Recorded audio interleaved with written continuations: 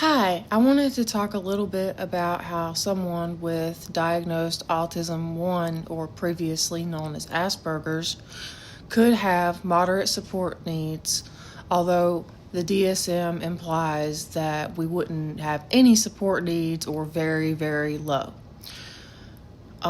This was brought up in conversation on Threads last night, and someone, you can tag yourself if you want, asked, well, how could you have, support needs if you have autism 1? And I was immediately like, hey, there's no excuse for me getting annoyed like that. But when you go through life seeming non-autistic, but you do have support needs, you can get a little defensive. I also sometimes go days without being able to have, more than 20 to 50 calories a day, depending on my gastroparesis.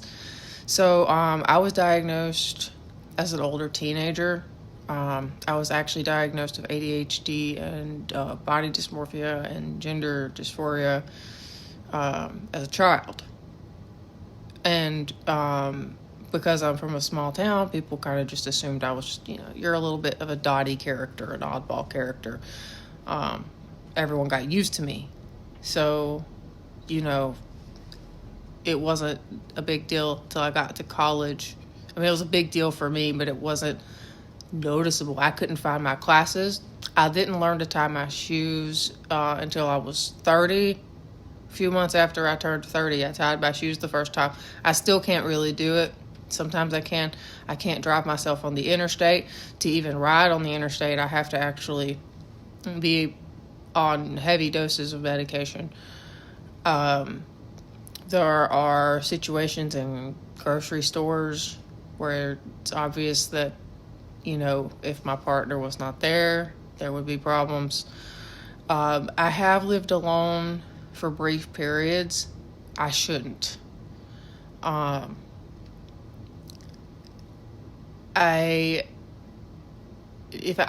I didn't have anyone in my life at all, I would need people, I would need someone to help me do certain things. Those buses that help disabled people, often older people, get around? I would probably need that. I can drive, but I have to have a route. And up here in the north, they do work on the roads in the summer, meaning my routes get taken over by men in little vests and orange cones. So driving around in the summer here, real hard, and I'm not good at driving in the snow. It scares me quite a lot. I also stim in public, and I have meltdowns. And when I say meltdowns, I don't mean I go home and I'm just crying, which is what some people who say they are autistic, that's what they mean when they mean meltdown. I'm pro-diagnosis because if you end up in the hospital or incarcerated, you're going to need that. I'm not here to invalidate anybody, but you're going to need that if something happens. It's more like type things. Obviously, I can do things like dress myself. I can put on makeup. The fact I wear makeup, I think, is part of the reason no one believes my diagnosis. And I mean, my diagnosis was intense. They made sure. And it's been revalidated every time I move states. It has to be revalidated because I'm disabled. And because to get medication, they have to know what you have. What was I talking about? Echolalia.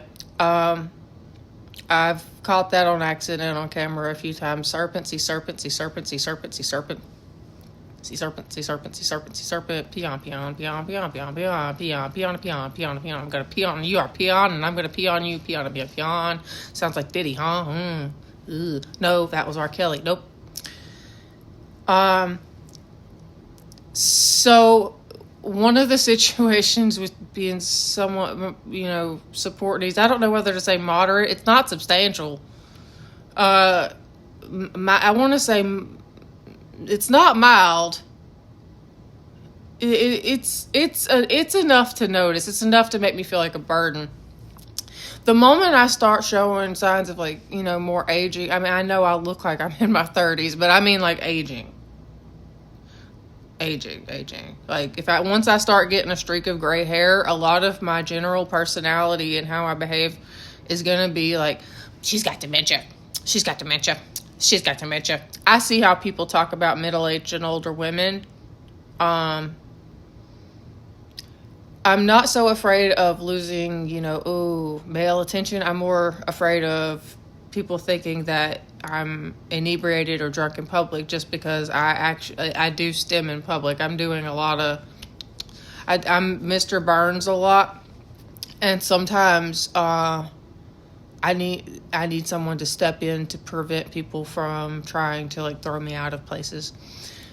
So there's a lot of other things that I could mention, but I thought that I would at least make a little video explaining what I mean by support needs. And I didn't even get to the part where I talk about how I don't need help getting dressed, but if I have sensory issues, sometimes I go a little bit wonky.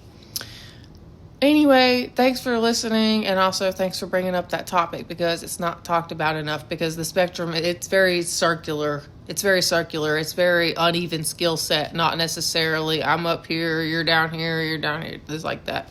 Anyway, I hope everyone has a great day.